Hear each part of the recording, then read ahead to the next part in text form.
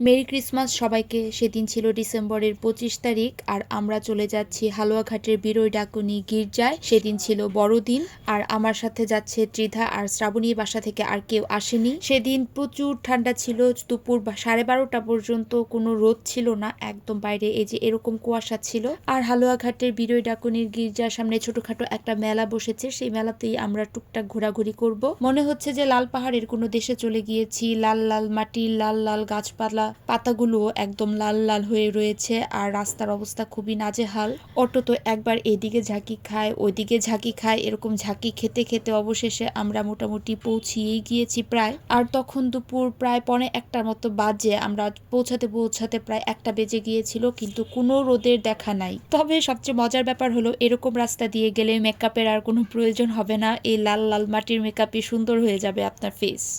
তো সবার সাথে দেখা হচ্ছে বিরই ডাকুনি গিয়ে।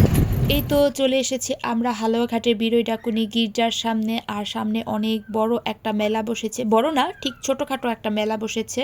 আর ওই যে দূরে রং বেরঙের যে বেলুনগুলো দেখে আমার মন চাইছে যে আমি এখনই চলে যাই। তবে এখনই মেলাতে ঢুকবো না, মেলাতে ঢুকলে অনেক সময় লাগে, যাওয়ার সময় মেলাতে যাব, সবার আগে গির্জার ভিতরে যাব। 2023 সালে একদম খুব সকালবেলা এসেছিলাম এই গির্জাতে, তখন প্রেয়ার হয়েছিল।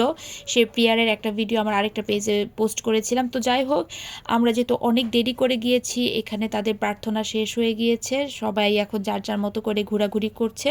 তারপর একটু গির্জার ভেতরে ঢুকলাম, ঢুকে দেখি অনেকেই ছবি তুলছে। আর বড়দিনের অনুষ্ঠানটা খুবই ছিমছাম, খুবই শান্ত পরিবেশে, খুবই সুন্দর একটা ভাইব থাকে, আমার কাছে খুবই ভালো লাগে। আর গির্জাটাও অনেক সুন্দর, খুবই সিম্পলের মধ্যে অনেক সুন্দর। আর এদিকে মাদার মেরিরকে সুন্দর করে সাজিয়েছে আর সবাই এটার সামনে দাঁড়িয়ে দাঁড়িয়ে ছবি তুলছিল। এটা মাদার মেরি তো হবে, মনে হয় তাই হবে, আমার যদি বলাতে কোনো ভুল হয় সবাই ক্ষমা সুন্দর দৃষ্টিতে দেখবেন।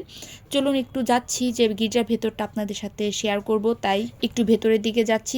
যেহেতু আমি অনেকটা দেরি করে গিয়েছি, তাই গিয়ে দেখলাম যে টেটের দরজা জানালা সবই বন্ধ হয়ে গিয়েছে, তাই ভেতরে কোনো কিছুই আমি আপনাদেরকে দেখাতে পাচ্ছি না। আমি দেখতে পাচ্ছি কিন্তু কাচের ভেতর দিয়ে আসলে আমি আপনাদেরকে ভালোভাবে দেখাতে পাচ্ছি না। তবে গির্জার বাইরে অন্যান্য জায়গাগুলো অনেক সুন্দর করে সাজানো থাকে, সব সময় এরকমই পরিপাটি থাকে, বিভিন্ন ধরনের গাছপালা, বিভিন্ন ধরনের ফুল। যেহেতু সেখানে একটা স্কুল আছে, সেখানে হোস্টেলও আছে ছাত্রছাত্রীদের। আর এই তো এইগুলো একটু ছোটখাটো ক্যাপচার করলাম। আর আমি এখানে দাঁড়িয়ে কিছুটা ভিডিও ক্লিপ নিলাম রিল বানানোর জন্য। আর এইখানে সামনের দিকে এসে দেখলাম এখানে ছোট ছোট কিছু যীশু খ্রিস্টের ছোটবেলার কিছু স্ট্যাচু দিয়ে সুন্দর করে কুড়ে ঘরের মতো সাজিয়েছে। আর এই সাইডটাতে আমি ছোট করে একটা ভিডিও স্ন্যাপ নিয়ে নিলাম, খুবই সুন্দর লাগছিল, খুবই পিসফুল লাগছিল।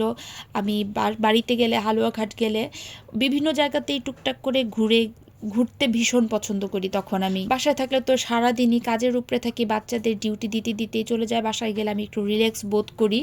এই তো এবার আমরা গির্জা থেকে বের হয়ে পড়েছি আর এখন আমি আর আমার ছোট বোন আর আমার ত্রিধা চলে যাচ্ছি মেলার ভেতরে। মেলার ভেতরে ঢুকতে ঢুকতে এই সুন্দর সুন্দর বেলুনগুলো চোখে পড়লো আর তার সাথে ত্রিধাকে দাঁড়া করিয়ে দিলাম যে এখানে একটু ছবি তুলে দিই, ভিডিও স্ন্যাপ নিয়ে দিই। তার সাথে আমিও একটু গেলাম, ভিডিও স্ন্যাপ নিলাম। ভিডিওটা অনেক লং হয়ে যাচ্ছে, অনেক দিন পরে কিন্তু আমি আজকে ভিডিও আপলোড করছি। এই বড়দিনের ভিডিওটা সেই 25শে ডিসেম্বরের, তারপরও আমি এতদিন পরে আপলোড করছি, কেন তা তো বারবার বলেছি। তো যাই হোক, মেলা ঘুরতে ঘুরতে দেখলাম সব বাচ্চাদের জিনিসপত্র, কোনো বড়দের জিনিসপত্রই পাচ্ছিলাম না। আর ত্রিধা তো এটা দেখলে এটা চাই, ওইটা পছন্দ হলে ওইটাই চাই, বাচ্চাদের বায়না আর কি। তো এগুলো আসলে কোনো কিছুই আসলে খুব একটা নেয়ার মতো ছিল না, জাস্ট নেওয়ার সাথে সাথে ভেঙে ফেলবে। এদিকে একটা দেখলাম সুন্দর একটা আচারের দোকান, আচারের দোকানটাও আমার কাছে ভালোই লাগলো, তবে আমার কাছে খাওয়ার জন্য উপযোগী মনে হলো না, তাই আমি কোনো কিছু নিইনি। আর এই যে ফাইনালি চলে আসলাম মেয়েদের একদম জিনিসপত্র, এখানে বিভিন্ন ধরনের হরেক রকমের জিনিস ছিল, মেয়েদের ব্রেসলেট, চুড়ি, কানের দুল, মানে বিভিন্ন ধরনের গলার ইমিটেশনের, আবার চুলের ব্যান্ড, গার্ডার, মানে যাবতীয় মেয়েদের টুকটাক যা জিনিস আছে সবগুলোই ছিল। মনে হচ্ছে যে আমি সব কিছুই একদম নিয়ে চলে আসি বাসায়।